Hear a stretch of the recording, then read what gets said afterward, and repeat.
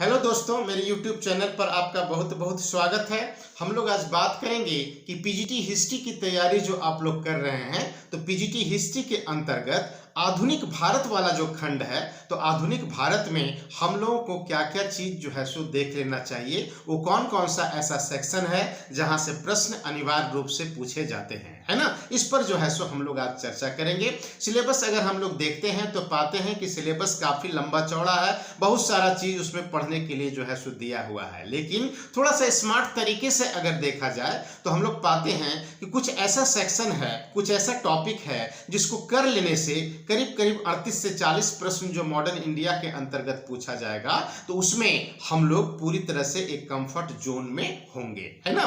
तो क्या क्या चीज हम लोगों को देखना है मॉडर्न इंडिया में, इस पर हम लोग चर्चा करते हैं। सबसे पहला काम तो आप ये कीजिए कि अंग्रेजों का जब भारत पर आधिपत्य हुआ, अंग्रेजों ने जब भारत को अपने नियंत्रण में लिया, तो उसके लिए आरंभिक स्तर पर कुछ युद्ध उन लोगों को करना पड़ा था। जैसे मराठों के साथ अंग्रेजों का युद्ध हुआ, सिखों के साथ जो है सो अंग्रेजों का युद्ध हुआ, मैसूर के साथ जो है सो अंग्रेजों का युद्ध हुआ। तो आंग्ल मराठा युद्ध बढ़िया से देख लेना है आपको, आंग्ल मैसूर युद्ध बढ़िया से देख लेना है, और आंग्ल सिख युद्ध जो है सो बढ़िया से देख लेना है। यहाँ से एक प्रश्न आपका निश्चित रूप से जो है सो पूछा जाएगा। इसके अतिरिक्त सहायक संधि की जो अवधारणा है, तो सहायक संधि की अवधारणा को, कंसेप्ट को आपको समझ लेना है। और फिर डलहौजी की जो हड़प की नीति है, डॉक्ट्रिन ऑफ लैप्स का जो पॉलिसी हम लोग देखते हैं, तो इस हड़प की नीति को या गोद निषेध नीति को आपको बेहतर तरीके से जो है सो पढ़ लेना चाहिए। यहां से प्रश्न जो है सो पूछा जाएगा, है ना।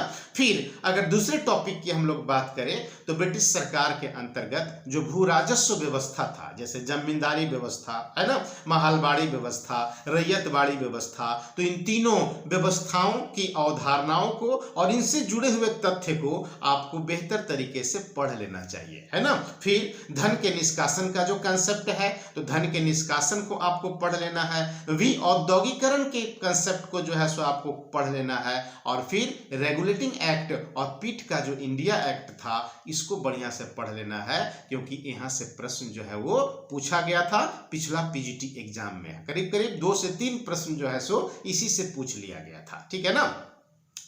इसके अतिरिक्त अगर हम लोग तीसरे टॉपिक की बात करें तो 1857 का विद्रोह, है ना, पूरी तरह से जो है सो आपको देख लेना है। चाहे विद्रोह का कारण हो, विद्रोह का स्वरूप हो, विद्रोह का परिणाम हो, है ना, इन सब चीजों, कोई भी चीज छूटना नहीं चाहिए 1857 के विद्रोह से संबंधित, है ना। जितना भी चीज है उसको बेहतर तरीके से आप पढ़ लीजिए। फिर अगर चौथे टॉपिक की हम लोग बात करें तो सामाजिक धार्मिक सुधार आंदोलन जो 19वीं शताब्दी का हुआ था, तो सामाजिक धार्मिक सुधार आंदोलन आपको बेहतर तरीके से पढ़ लेना चाहिए। जो भी सुधारक थे, जैसे राजा राम मोहन राय, दयानंद सरस्वती, जो भी थे, है ना, तो इन सब के बारे में बेहतर तरीके से जानकारी जो है सो आप एकत्रित कर लीजिए। और फिर ये जो सुधार आंदोलन हुआ था, तो इस सुधार आंदोलन के आउटपुट के रूप में, इसके परिणाम के रूप में महिलाओं से जुड़े हुए जो सुधार हुए, है ना, महिलाओं से जुड़ा हुआ जो भी अधिनियम पास हुआ, तो उसको आपको देख लेना है ना। यहां से भी प्रश्न जो है वो पूछा जा सकता है, ठीक है ना। माने महिलाओं के संदर्भ में जो सुधार हुआ था उसको आपको बेहतर तरीके से पढ़ लेना चाहिए, ठीक है ना। फिर अगर हम लोग 5वें पॉइंट की बात करें तो 1858 से लेकर के 1914, है ना, 1858 से लेकर 1914 के बीच का इकोनॉमी आपको जो है सो बेहतर तरीके से पढ़ लेना चाहिए। 1858 से लेकर 1914 के बीच की अर्थव्यवस्था आपको बेहतर तरीके से पढ़ना है। इसमें भी आपको मुख्य रूप से रेलवे का जो विकास हुआ था, तो रेलवे के विकास से संबंधित प्रश्न पूछे जाते हैं, तो रेल वाला जो खंड है उसको आपको बढ़िया से पढ़ना है। फिर ग्रामीण ऋणग्रस्तता का जो कंसेप्ट है ना, तो ग्रामीण ऋणग्रस्तता को आपको समझ लेना है ना। इसका कारण क्या था, है ना, इसका परिणाम क्या हुआ, इन सब से कंसेप्चुअल क्वेश्चंस जो है सो पूछे जाते हैं, है ना। तो ग्रामीण ऋणग्रस्तता को देख लेना है। अकाल क्या होता था, अकाल को आपको समझ लेना है। फिर कृषि का जो वाणिज्यीकरण हुआ था, तो कृषि के वाणिज्यीकरण को जो है सो बेहतर तरीके से समझ लेना आपको चाहिए। इसका क्या परिणाम हुआ था, इसको आपको बेहतर तरीके से समझ लेना चाहिए, है ना। फिर कांग्रेस की जो स्थापना होती है, छठा टॉपिक की अगर हम लोग बात करें तो कांग्रेस की स्थापना जो 1885 में होती है, तो उसका उदारवादी चरण और उग्रवादी चरण है ना, इन दोनों चरणों को आपको बेहतर तरीके से देख लेना है। उदारवादी नेता कौन थे, उग्रवादी नेता कौन थे, इन लोगों के कार्य करने का तरीका किस प्रकार से जो है सो अलग था, उदारवादी नेताओं की क्या भूमिका रही है ना, उग्रवादी नेताओं की जो है सो क्या भूमिका रही। उग्रवादी चरण के अंतर्गत जो प्रमुख एक आंदोलन हुआ था जिसको हम लोग स्वदेशी मूवमेंट के नाम से जानते हैं, तो स्वदेशी आंदोलन को बढ़िया से आपको जो है सो पढ़ लेना चाहिए, यहाँ से भी प्रश्न जो है सो पूछे जाते हैं। फिर 1909 का अधिनियम और 1919 का अधिनियम है ना, इसको आपको पढ़ लीजिए। इन दोनों अधिनियमों की जो विशेषताएं हैं, उन विशेषताओं को जो है सो आपको देख लेना चाहिए, क्योंकि यहाँ से भी प्रश्न जो है वो पूछे जा सकते हैं, है ना। फिर अगर हम लोग सातवें टॉपिक की बात करें तो हम लोग पाते हैं कि दोनों विश्व युद्ध के बीच की जो अर्थव्यवस्था है ना, आप सिलेबस में भी देखिएगा इंडिकेट किया हुआ है कि दो विश्व युद्धों के बीच की अर्थव्यवस्था, मतलब कि 1914 से लेकर के मोटा मोटी 1945 तक के जो बीच का जो समय था, है ना, तो इंडियन इकोनॉमी किस प्रकार का था इसमें, है ना, क्या क्या चीजें जो है सो हुई इस दौरान, इसको आपको समझ लेना है। इसमें भी आप देखिएगा कि ओटावा करार से भी जो है सो प्रश्न पिछले बार पूछा गया था, तो ओटावा करार क्या था, है ना, इसको आपको समझ लेना चाहिए। फिर कांग्रेस का जो आर्थिक कार्यक्रम है ना, जो कांग्रेस का आर्थिक कार्यक्रम था, है ना, विभिन्न जो वार्षिक अधिवेशन जो कांग्रेस का हुआ इस दौरान, उसमें किस किस प्रकार के आर्थिक कार्यक्रम से संबंधित प्रस्ताव पास किए गए थे, तो उसको आपको बेहतर तरीके से पढ़ लेना चाहिए, क्योंकि वहां से प्रश्न जो है पूछे जाएंगे, है ना। फिर गांधी जी के 8वां जो टॉपिक है हम लोगों का, गांधी जी के नेतृत्व में जो राष्ट्रीय आंदोलन हुआ, मतलब 1915 से लेकर के 1947 तक का जो फेज है,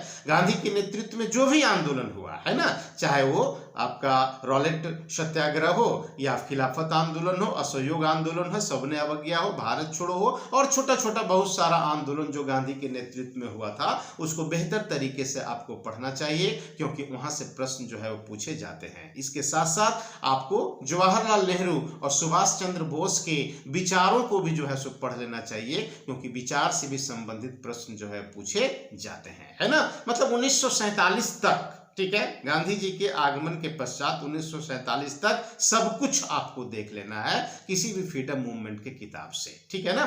फिर अगर हम लोग 9वें टॉपिक की बात करें तो पूरे पाकिस्तान आंदोलन को आपको बेहतर तरीके से पढ़ लेना है, खास करके असहयोग आंदोलन के पश्चात, है ना, जिन्ना साहब की जो गतिविधियां रही, है ना, कैसे मोहम्मद अली जिन्ना का कांग्रेस से जो है सो अलगाव हुआ, कैसे किस किस तरह से आगे बढ़ते हुए हम लोग पाते हैं कि पाकिस्तान की मांग की गई, है ना, पूरा जो कहानी है उसको आपको बेहतर तरीके से समझना है, और प्रमुख तथ्य को जो है सो आपको ध्यान में रखना है, मतलब पूरे पाकिस्तान आंदोलन को आपको समझ लेना चाहिए, और 1935 के अधिनियम को जो है सो आपको बढ़िया से पढ़ लेना चाहिए। 1935 के अधिनियम से भी एक प्रश्न तो निश्चित रूप से पूछा ही जाना है एग्जाम में, है ना।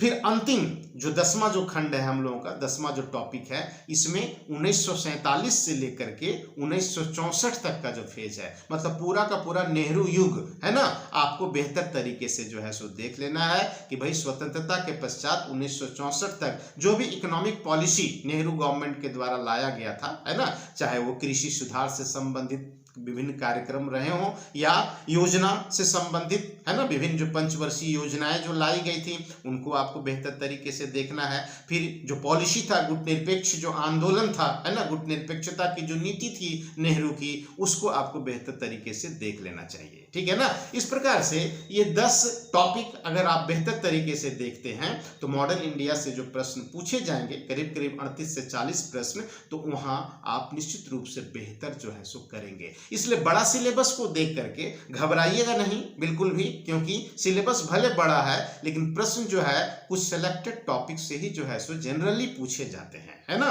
तो जितना टॉपिक यहाँ हम आपको बताएं उसको आप बेहतर तरीके से कर सकते हैं, है ना। किताब तो आपको हम बता ही दिए हैं कि आपको जो है एस.के. पांडे की किताब को एक बेसबुक के रूप में जो है सो यूज करना चाहिए, है ना। और अगर संभव है तो आप बिपिन चंद्रा के भारत के स्वतंत्रता संघर्ष वाला जो किताब है, तो इसको भी आप जो है सो बेहतर तरीके से देख सकते हैं, है ना। तो इतना कुछ जो है सो आपको करना है, समय कम है, कभी भी जो है सो हम लोग देखेंगे कि एग्जाम का डेट जो है अनाउंस हो सकता है, इसलिए आप अपनी पूरी ऊर्जा पढ़ाई में जो है सो लगा दीजिए, पूरी क्षमता के साथ जो है सो आप पढ़ाई कीजिए और खूब पढ़ाई कीजिए, ठीक है ना।